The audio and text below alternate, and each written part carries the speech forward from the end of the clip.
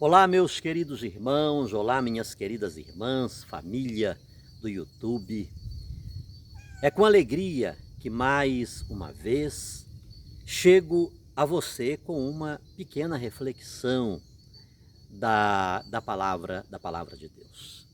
Repito São Paulo: ai de mim se não pregar o Evangelho. A igreja vive para evangelizar. A igreja vive para tornar Jesus conhecido e amado. E sobretudo eu, que tenho consciência da realidade que vivia, e louvo a Deus por cada segundo, por cada minuto, cada hora, cada dia, cada ano, daquela experiência que vivi no protestantismo. Louvo a Deus de coração, queridos. Se não fosse aquela experiência, hoje não estaria aqui e não desenvolveria esta missão que tenho consciência, precariamente desenvolvo. Tenho consciência que sou um servo inútil. Mas eu louvo a Deus por hoje poder participar, poder vivenciar cada advento, cada Natal, como cristão, católico, apostólico, romano. Isso para mim é uma graça, isso para mim é uma dádiva de Deus. Muitos anos eu não participei desta festa, por sinal, eu dizia que os católicos não eram cristãos. Não havia salvação dentro da Igreja Católica. Então, meus irmãos queridos e amados, hoje, constatar a fé católica, constatar o jeito que a igreja vive a sua fé em Jesus, como ela, no raio de 2000 anos, sempre guardou e transmitiu. Transmitiu porque guardou o patrimônio fidei, a centralidade da salvação em Jesus Cristo. Sempre repito-me, a fé da igreja não é mariana, não é mariológica, é cristológica, é cristocêntrica. Então, durante 2000 anos, a igreja não deixa de lado este momento tão singular, que é o nascimento de Jesus Cristo. E a igreja, com esta anual celebração, a igreja tem mensagens não diversas daquela que os evangelistas anunciaram ao codificar o seu evangelho. Sinto-me feliz por estar participando da sua vida, meu irmão, e porque você participa da minha.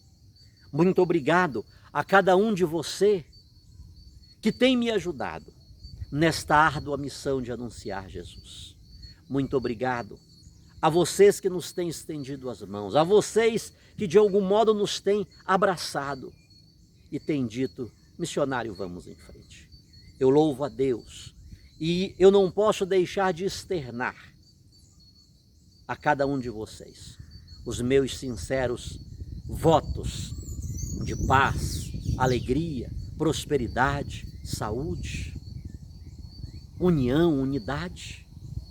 O nascimento de Jesus, ele quer promover e produzir ainda hoje, não apenas há 2000 anos atrás, quando Jesus surge no horizonte da história de maneira histórica, de maneira física, mas anualmente, sacramentalmente, a igreja quer transmitir para nós este recomeço, este iniciar, esta luz de Cristo na nossa vida. Afinal, não tem maior presente que nesta época de Natal, de final de ano civil, desejar alguém, senão e dar a alguém, senão Jesus Cristo, a luz do mundo, o caminho, a verdade, a vida, aquele em cujo nome há salvação. Meu abraço a todos vocês, obrigado a você que está chegando no nosso canal, muito obrigado mesmo a você que se inscreveu, a você que tem ativado o sininho das notificações, você que tem deixado uma mensagem, você que tem dado um like. Eu agradeço profundamente. Eu agradeço profundamente o seu apoio, eu agradeço profundamente as suas preces. Meu querido irmão e minha querida irmã, no Evangelho segundo Mateus, no capítulo 1 e no versículo 1, apenas este versículo, se der tempo, a gente lê os 2 últimos versículos desta liturgia, que seriam, no caso, os versículos 16 e 17. Tá bom? Mas vamos aqui. Livro da origem de Jesus Cristo, livro da origem de Jesus Cristo, filho de Davi, filho de Abraão. Genealogia de Jesus Cristo, filho de Davi, filho de Abraão. É desta forma, meu irmão, minha irmã, que o evangelista São Mateus inicia o seu evangelho. É deste jeito. Como diz o grande mestre, doutor Scott Hahn, o ex-pastor calvinista, é com esta declaração familiar que São Mateus começa o seu evangelho. E esta declaração, ela é tão forte que não apenas São Mateus iniciou o seu evangelho com ela, mas a igreja fez questão de iniciar o seu livro sagrado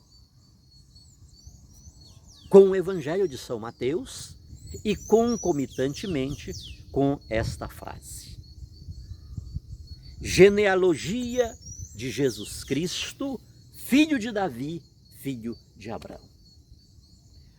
Não esqueçamos, eu creio que falei isso no vídeo passado, na reflexão do sábado passado, que São Mateus ele está escrevendo por volta do ano 80. Ele está escrevendo, aqui quando não são os galos, os perus, é o gato, aqui tem um gatinho agora aqui perto de mim. O pessoal deixa lá embaixo e eles sobem para cá, tá? E esse aqui então fica enroscando pelo meu pé, aquela coisa toda, e a gente começa a pegar amizade, para onde eu vou ele vai atrás de mim. Bem, São Mateus, ele está escrevendo para o seu povo judeu, para a comunidade judaica. E sabemos que por volta do ano 80, o povo judeu, mais uma vez, estava destroçado. O povo judeu estava humilhado, o povo judeu estava disperso, o povo judeu estava arrancado da sua terra, da sua pátria. Porque nos anos 70, o general Tito promoveu uma varredura, uma destruição em Jerusalém. Então, o evangelista São Mateus ele está escrevendo exatamente para o seu povo judeu. É para eles que ele está direcionando a sua mensagem, o seu evangelho. Para aquele povo que estava desnorteado, humilhado, desorientado, aquele povo que estava em crise, aquele povo para o qual, mais uma vez, se fazia aquela pergunta que eu já falei para vocês do Salmo 115. Quando fizeram para o povo de Israel lá em Babilônia, que o rei Nabucodonosor entrou em Jerusalém, arrasou, queimou, destruiu, pilhou, roubou, fez o que queria fazer. E os babilônios perguntavam: onde está o vosso Deus? Naquela época do evangelista São Mateus, esta pergunta era atual. E ela se fazia um pouco mais aguda, porque o Messias, ele já estava sendo pregado. É tanto que lá na cruz de Jesus, o que foi escrito lá? Jesus Nazareno, rei dos judeus. O ungido, o Messias. Claro que os judeus, os sacerdotes, eles encarregaram-se de promover aquele processo que tirou a vida de Jesus Cristo. Eles rejeitaram aquela inscrição, mas o rei disse: o que escrevi, escrevi. Mas os cristãos e muitos judeus que tornaram-se os apóstolos de Jesus, os discípulos de Jesus, na sua maioria eram judeus. Então eles diziam que o Messias prometido a Israel já havia vindo, já tinha chegado. Então ali a pergunta não era simplesmente: onde está o vosso Deus? Cadê o vosso Messias? Mas esta, queridos, não era simplesmente uma pergunta externa. Era uma pergunta que a comunidade cristã judaica dos anos 80 fazia-se a si mesma. Se temos um Deus Todo-Poderoso que prometeu o Messias e que já enviou o Messias, por que estamos vivendo uma situação desta? O que foi feito do nosso Messias? O que foi feito do nosso Deus? Eles mesmos podiam fazer uma crítica interna a partir deles, dizendo: os pagãos, os outros povos têm toda a razão de nos pisar, de nos humilhar, de zombar de nós, perguntando: onde está o nosso Deus, onde está o nosso Messias?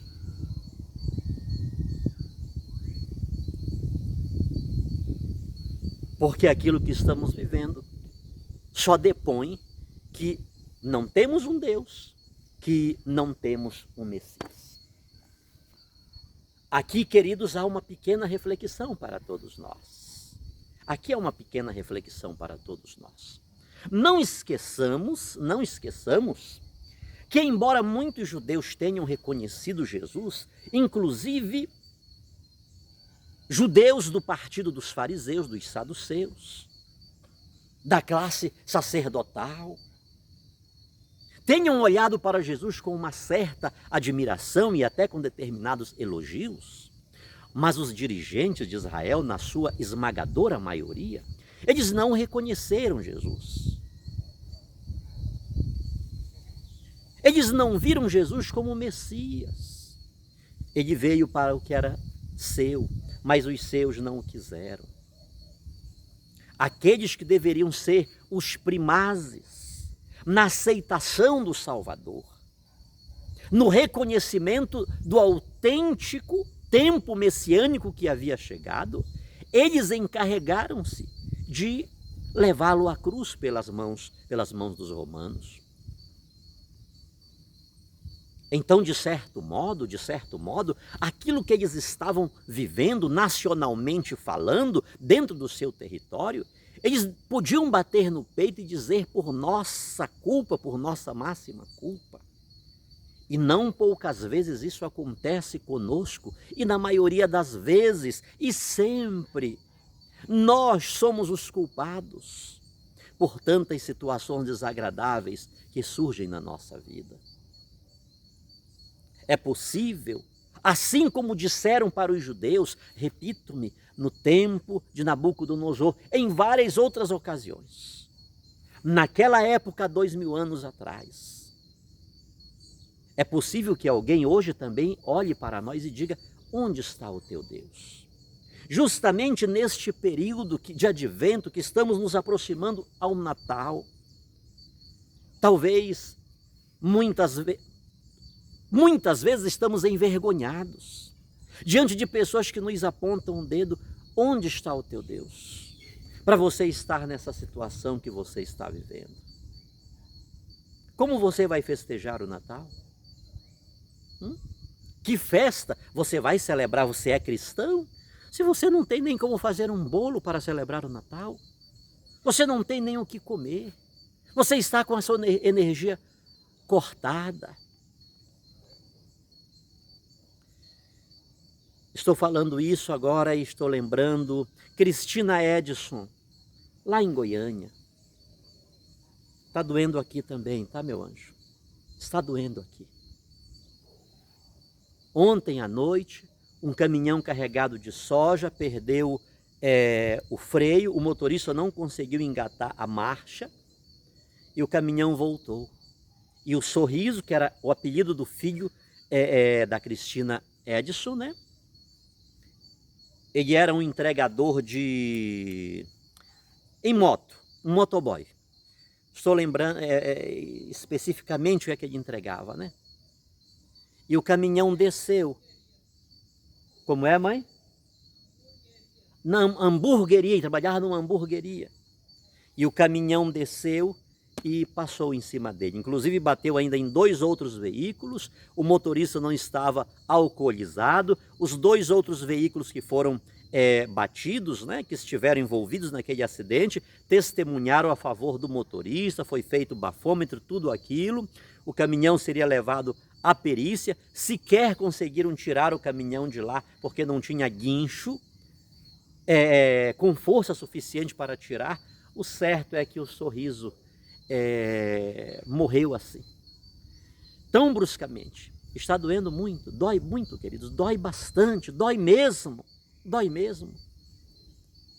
E aquela família que eu estive lá, que me acolheram, eu estive em 2 temporadas em Goiânia, uma vez passei quase 2 meses, a outra quase 1 mês, e nós estivemos andando ali em missão. E a gente é abalado, nós somos abalados com essas notícias. Ou seja, neste momento, alguém esteja dizendo, cadê o teu Deus? Qual é a lembrança que essa família vai ter deste Natal, deste período natalino?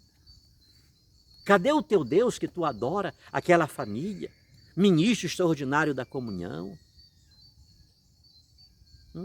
Pessoas engajadas na igreja, na comunidade, evangelizadoras, pessoas dispostas, pessoas que não têm sol, não têm frio, não têm chuva, não têm nada, estão a serviço de Jesus, são adoradores de Jesus.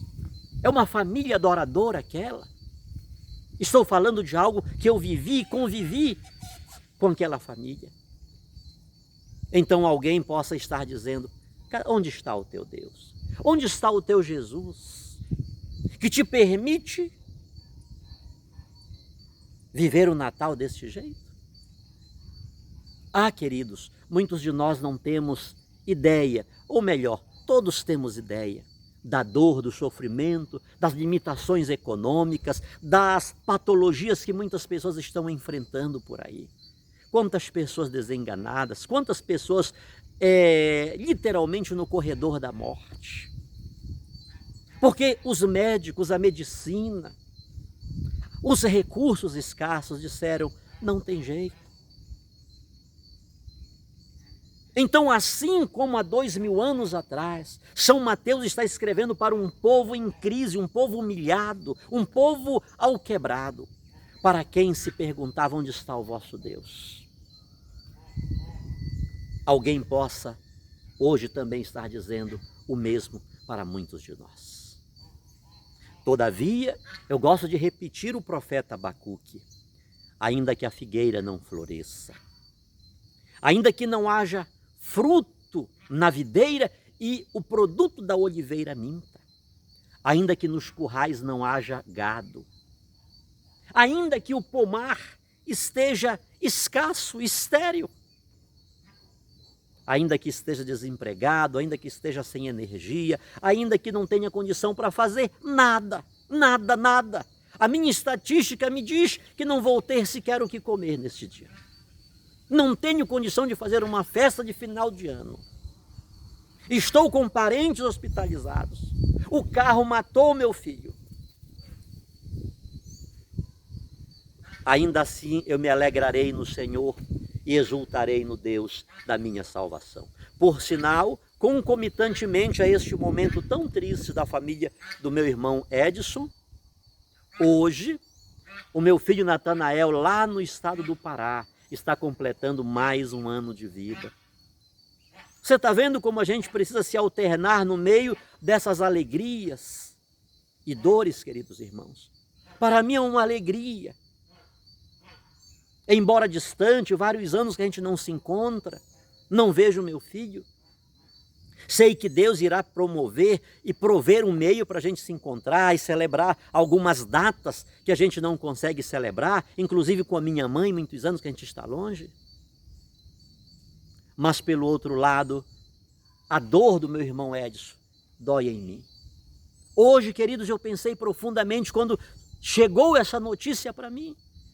Eu disse, meu Deus, enquanto estou alegre pelo meu filho, o meu irmão está chorando por causa do dele. Então, queridos, apesar de tudo, o profeta diz, ainda assim eu me alegrarei no Senhor e exultarei no Deus da minha salvação. São Mateus, ele inicia o seu evangelho dizendo, genealogia de Jesus Cristo, filho de Davi, filho de Abraão. Genealogia, queridos, vem do grego geneseus. E dessa expressão, a gente tem não apenas genealogia. Nós temos os genes, nós temos o genoma, nós temos as gerações. São Mateus está escrevendo, queridos, em um altíssimo nível, e ele está usando um nível altíssimo, de primeira qualidade, de primeira linha, para ele falar de Jesus Cristo. Ele está falando com muita sabedoria, com muita propriedade. São Mateus, ele está dizendo que Jesus, ele está arraigado no povo de Israel. São Mateus está dizendo que Jesus está no começo de tudo. E por sinal, queridos irmãos, enquanto São Mateus, ele inicia o seu evangelho com os geneseus de genealogia, de genes, de genoma, de gerações. Quando você abre a Bíblia lá em João, no capítulo 1, versículo 1, São João, enquanto São Mateus começa o seu evangelho com genealogia, São João começa. No princípio era o Verbo. Ele está evocando aquela primeira frase do Gênesis que diz, no princípio criou Deus os céus e a terra. Ou seja, ambos estão dizendo que com o nascimento de Jesus Cristo, um novo tempo, uma nova criação surgiu. Entenda essa mensagem, queridos. Com Jesus Cristo, uma nova criação surgiu, ou seja, é com Jesus Cristo e é a partir de Jesus Cristo que agora desempregado, que com um filho morto, com outro doente, com outro despejado, com outro que a família está destruída. Apesar de tudo isso, apesar de todos esses contratempos, somos capazes de viver de maneira diferente. Porque agora quem está nos trazendo a essência da felicidade não é o emprego, não é a saúde, não é a vitalidade, não é o bom salário, não é a casa, não é o carro, não são as benesses desta vida, mas é Jesus Cristo, que mesmo na ausência de todos esses teres, e que sem dúvida alguma nos trazem alegria, nos trazem regozijo, nos trazem satisfação, todavia, mesmo na ausência de tudo isso, eu consigo ser feliz. Eu consigo ser alegre, porque com Jesus uma nova realidade deu-se na minha vida. É o que diz São Paulo, por sinal, lá na carta aos Romanos, no capítulo 8. Segundo aos Coríntios, capítulo 5, versículo 17. Quem está em Cristo é uma nova criatura. As coisas velhas passaram. E uma nova realidade se estabeleceu. Então observe, enquanto Mateus começa o seu evangelho falando deste princípio, a partir de genealogia, São João, Ele fala a mesma coisa, evocando a primeira frase do Gênesis. No princípio era o verbo estava com Deus. Repito-me, ambos estão dizendo que com Jesus Cristo uma nova realidade se estabeleceu. E eu quero convidar-te, meu irmão, minha irmã, para que você proclame esta verdade sobre a sua vida. Apesar do que você e eu possamos estar vivendo, declare isto: com Jesus, uma nova realidade, um novo começo, uma nova criação se estabeleceu na minha vida. Declare para a sua casa: com Jesus Cristo, uma nova realidade está começando na minha casa, na minha família, no meu relacionamento, no meu empreendimento, no meu sonho, naqueles meus ideais, que de certa forma parece que estão amarrados, parece que está tudo dando para trás. Alguém, uma força tão negativa, está puxando para trás para que os passos não sejam dados.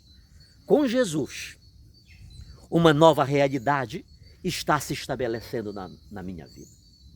Profetize isso na sua vida, profetize isto na sua casa.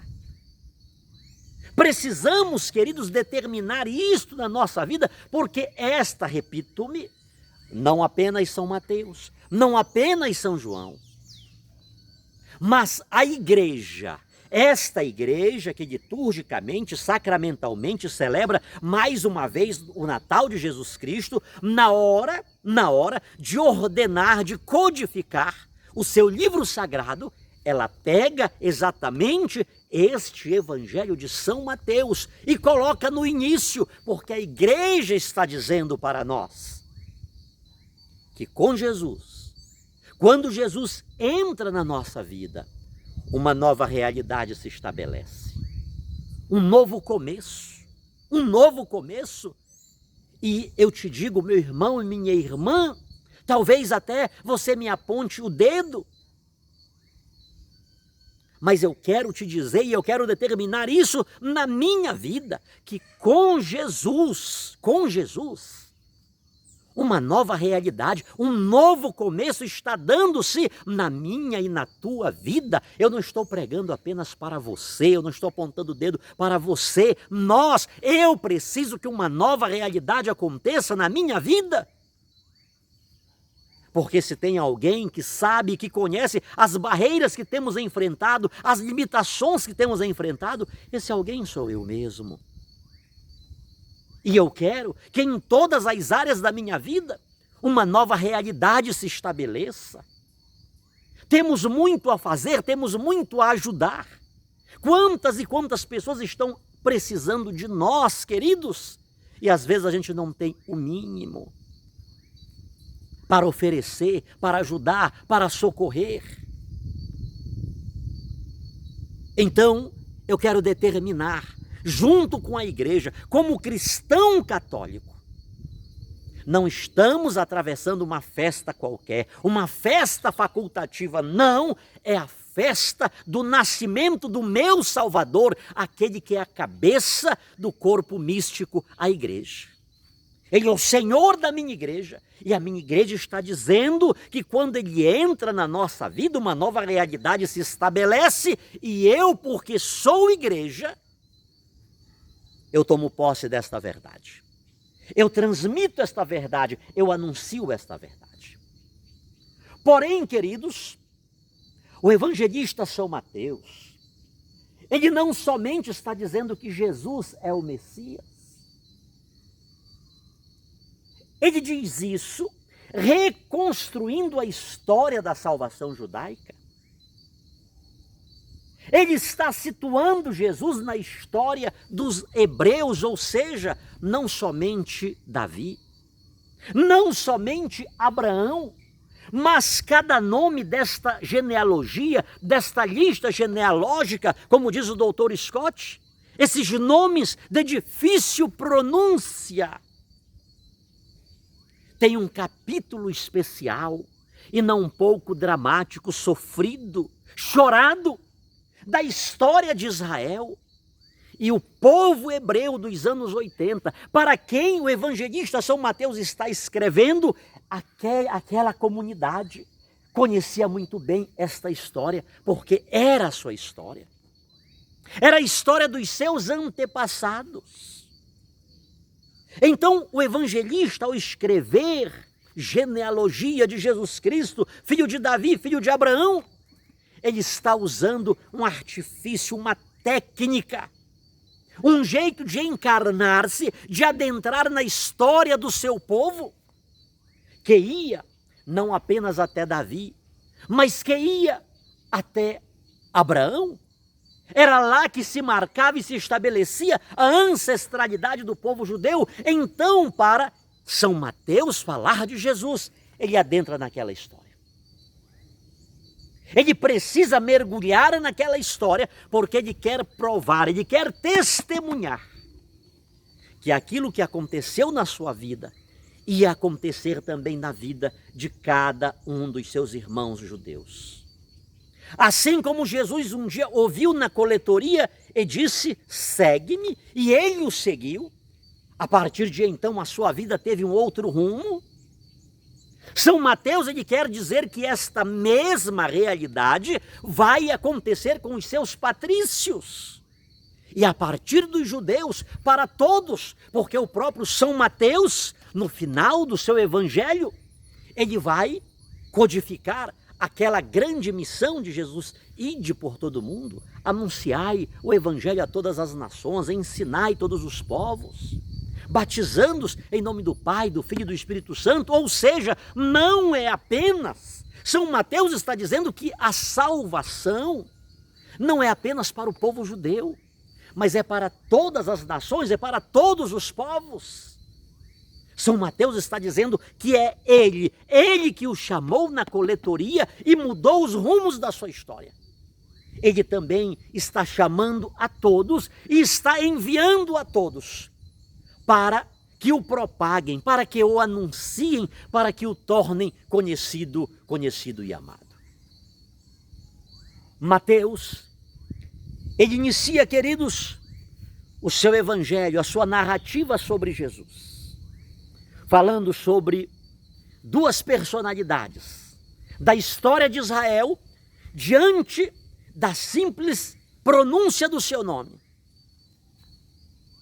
Diante do simples pronunciar do nome daquelas duas personalidades, todo judeu parava. Davi e Abraão. Quem foi Abraão? Abraão viveu 2000 anos antes de Cristo. Abraão é aquele que Deus disse, para o qual Deus disse, sai da tua terra, sai da casa de teus pais e vai a uma terra que te mostrarei. O chamado de Deus a Abraão da Mesopotâmia, para que ele saísse da Mesopotâmia, era um chamado para que Abraão deixasse o sincretismo, para que Abraão deixasse a idolatria, aquela idolatria mesmo, aquela pluralidade de deuses, aquele politeísmo, porque Deus queria fazer de Abraão o pai de um povo, de uma nação que adorava o único e verdadeiro Deus. Então São Mateus, quando fala ali, Jesus Cristo, filho de Davi, filho de Abraão, ele está reconstituindo esta história, e era impossível que os seus primeiros leitores não dessem credibilidade na sua mensagem, no seu escrito.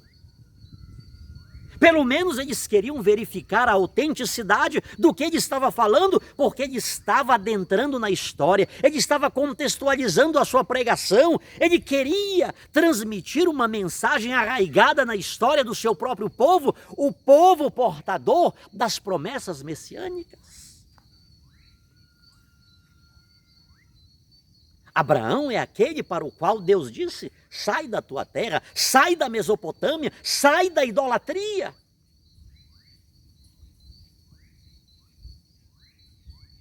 Abraão é aquele, não apenas para o qual Deus disse sai, mas é aquele que obedeceu a Deus. É aquele que curvou-se diante a voz de Deus e abandonou tudo aquilo que se constituía para ele um entrave e que obstruía, que estando lá, que permanecendo lá, que ficando lá, ele se tornasse pai de um povo que adoraria o único e verdadeiro Deus. Mas entre as promessas que Deus havia feito para Abraão, Deus também prometeu-lhe que dele, da sua descendência, nações e reis sairiam. E observe isto, queridos, que esta promessa de Deus foi feita quando sequer Abraão havia saído. Ele ainda era Abrão e não Abraão. Sequer aquela época se havia estabelecido o período tribal, mas ali Deus já fez uma promessa. Nações e reis sairão de ti. O sistema monárquico, ele vai dar-se anos e anos e anos depois, cerca de 1000 anos depois. Mas lá naquela época, que esta realidade não estava estabelecida, que Israel ainda não era um povo, Deus já havia feito-lhe aquela promessa. Você sabe o que eu estou lhe dizendo, querido? Você sabe o que estou lhe dizendo, minha querida irmã, meu querido irmão? Deus está escolhendo você no meio das cinzas, no meio do nada, no meio da escuridão, no meio dos turbilhões, para dizer que nações e reis sairão de ti, mesmo quando esta realidade é quase que contestada por uma brincadeira. Mas o que é isso? O que é isso? Isso é impossível, isso é improvável. Isso é improvável. Sequer o seu contexto conhecia a regência, a monarquia. São Mateus está dizendo para o seu povo: no princípio, isto é sério, queridos. São Mateus está dizendo que a nossa história começa com Deus, que Ele está na origem, Ele está no começo de tudo. Quando ele remonta genealogia de Jesus, filho de Davi, filho de Abraão, ele não está assentando a história em Abraão como se ele fosse o começo de tudo. São Mateus está assentando a história em Deus que chamou Abraão e disse para que ele fosse.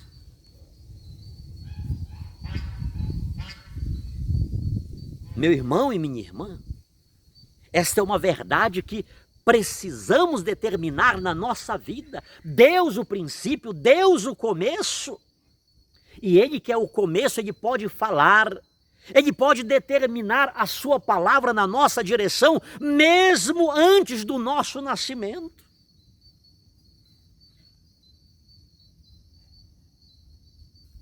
Mesmo antes de qualquer coisa que em nós possa constituir-se um princípio de ser humano, Deus ele é capaz de falar.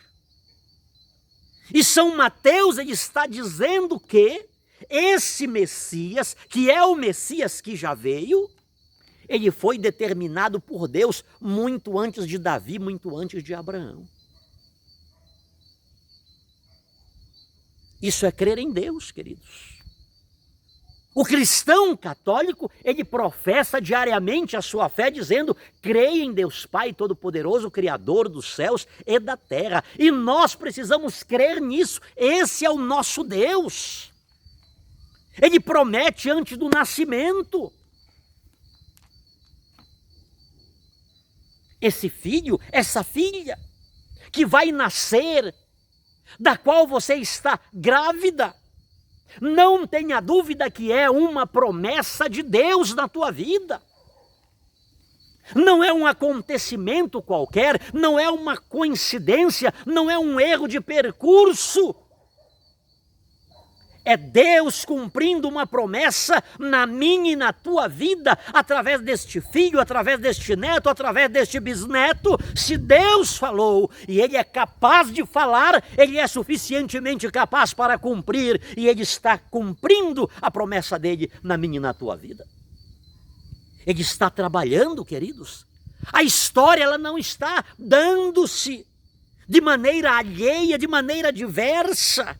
A história não é uma Maria vai com as outras. Deus está no comando e no controle da história. Ainda que neste instante alguém esteja apontando-nos, repito-me, onde está o teu Deus? 1000 anos depois de Abraão, aparece Davi, o rei segundo o coração de Deus. E mais uma vez, a promessa de Deus, ela é estabelecida, ela é repetida. E Deus fala com Davi dizendo: eu sou o Deus de teus pais, Abraão, Isaque e Jacó. Eu sou o Deus de teus pais, Abraão, Isaque e Jacó. Deus estava dizendo: tu és o cumprimento de uma promessa. Eu falei para Abraão, eu falei para Isaque, eu falei para Jacó, que deles sairiam nações e reis. Davi, tu és este rei que eu prometi. Eu não esqueci a minha palavra, eu não esqueci a minha promessa, eu não esqueci o que havia dito. 1000 anos depois, imagina, queridos. Você sabe o que vai acontecer daqui a 500 anos? Com a minha história, com a minha descendência? Você sabe o que acontecerá com a sua descendência daqui a 200, 300 anos? A 1000 anos? Uma coisa é necessário sabermos. Eu preciso hoje ser um Abraão que escuta Deus e o obedece. Porque se eu obedecer, coisas boas acontecerão. A minha posteridade será uma posteridade abençoada, e a palavra de Deus, ainda que passem 1000 anos, ela vai se cumprir. Porque Deus está no princípio, Deus está no começo. E quando Deus está no começo, queridos, o fim não pode ser outro. Não esqueçamos disso. Por isso é necessário que agora nós queiramos colocar Deus no começo da nossa vida, ainda que este começo de Deus da nossa vida seja um momento que estejamos com 20, com 30, com 40, com 60, com 70 anos, não importa. Se durante todo esse tempo eu vivi a minha vida por mim mesmo, achando que era capaz, achando que era suficiente, hoje é o momento de eu recomeçar, de eu começar a minha vida com Deus. Porque Ele ainda quer cumprir promessas na minha vida. Não importa quantos anos. O cumprimento da promessa de Deus não depende do meu estar aqui, queridos. O importante não é o meu estar aqui, o meu estar temporário, passageiro, meteórico. O importante é a palavra de Deus que vai cumprir-se comigo, eu estando ou não estando mais aqui. E São Mateus está falando isso para o seu povo. E São Mateus, ele faz questão de dizer que Deus prometeu a Davi que o teu reino não terá fim. A promessa que fiz para Abraão, Isaque e Jacó, eu também faço para ti. O teu reino não terá fim, Davi. Mas São Mateus escrevendo isso para o seu povo. Parece que tem um negócio aqui meio errado. Porque a família de Davi foi praticamente destruída. Pouco tempo depois de Davi morto, o reino estava dividido, esfacelado. Foi dividido em reino do norte, reino do sul. E foi aquela brigalhada, foi aquela divisão, aquela coisa, enfim. A nação de Israel foi tomada, saqueada. Mas é exatamente nesse contexto, queridos, de aniquilação, que São Mateus, ele faz questão de dizer que com Jesus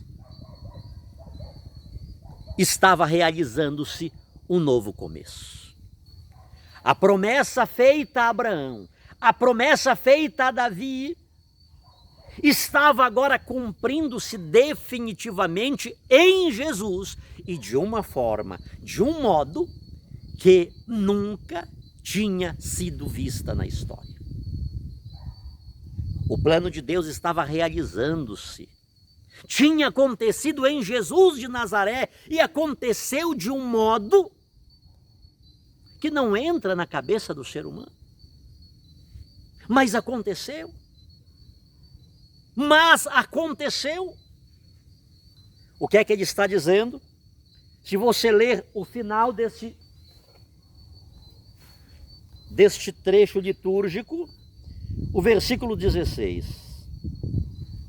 Jacó foi o pai de José, o esposo de Maria, da qual nasceu Jesus, que é chamado o Messias.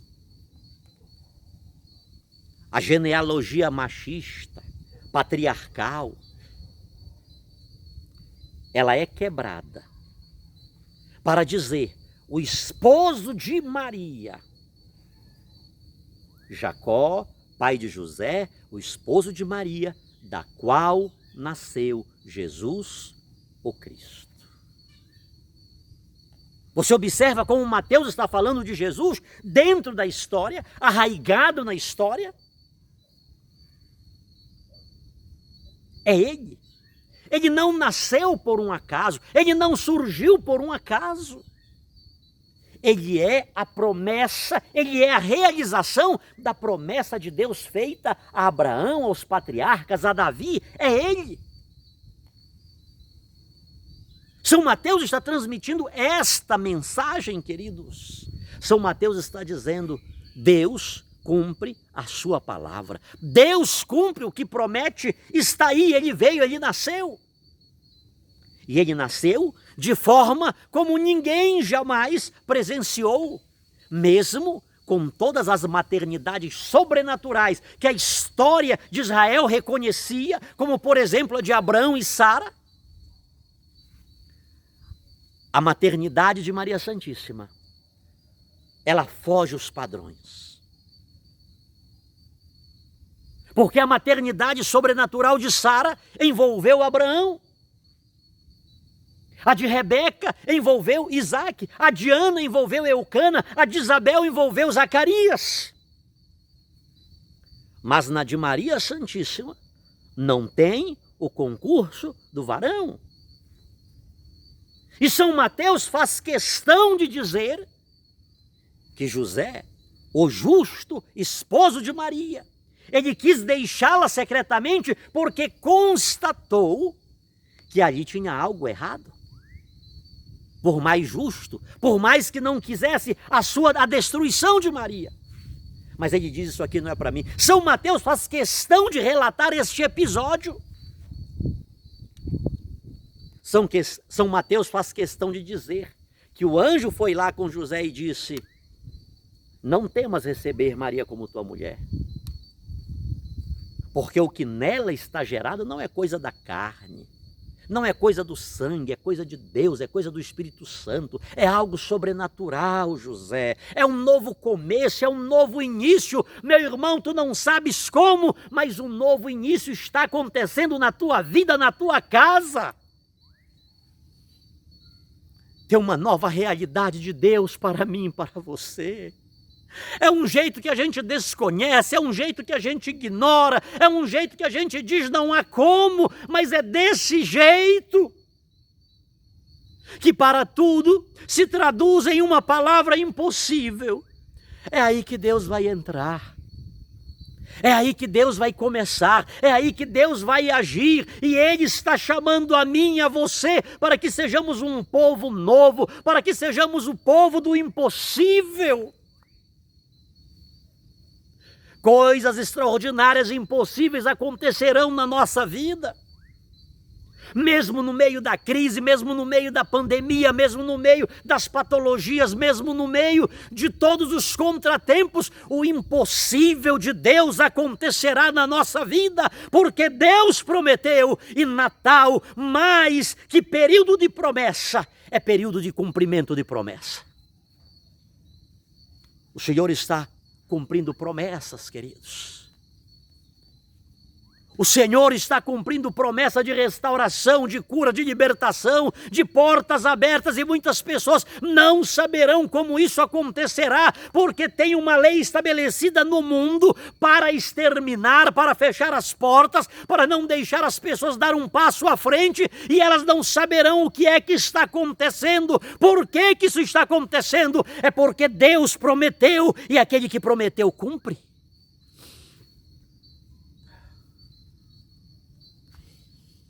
Aquele que prometeu cumpre. São Mateus está dizendo é Ele. São Mateus está dizendo é Ele, não é outro. Ele é o Messias, Ele é a promessa de Deus para Israel. Meu querido irmão, minha querida irmã, hoje eu quero dizer a você: entrega a tua vida a Jesus. Eu não sei se digo-lhe, dê uma chance para ele ou dê uma chance para você. Eu não sei se eu digo, vamos dar uma chance para ele ou vamos dar uma chance para nós. Mas uma coisa é certa: entreguemos a nossa vida a Ele.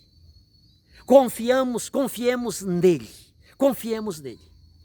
E deixemos que o mais Ele vai fazer. Façamos como Abraão. Façamos com Abraão. Façamos como Davi, que errou, que falhou, mas na hora do seu pecado e dos seus pecados, ele jogou o rosto no pó e disse: tem misericórdia de mim, Senhor, porque eu pequei. Devolve-me a alegria da salvação. Devolve-me a alegria da salvação. Devolve-me o gozo, devolve-me a alegria de viver. Devolve-me a respiração, Senhor. Porque os meus pecados tiraram tudo de mim, ao ponto que as pessoas dizem-me: onde está o teu Deus? Eu quero recomeçar, Senhor. Neste Natal, eu estou entregando a minha vida nas tuas mãos, eu estou entregando-me por completo todos os pormenores da minha vida, estou entregando nas tuas mãos, porque quero, com esse quase nada que tenho para te entregar, que uma nova construção o Senhor faça.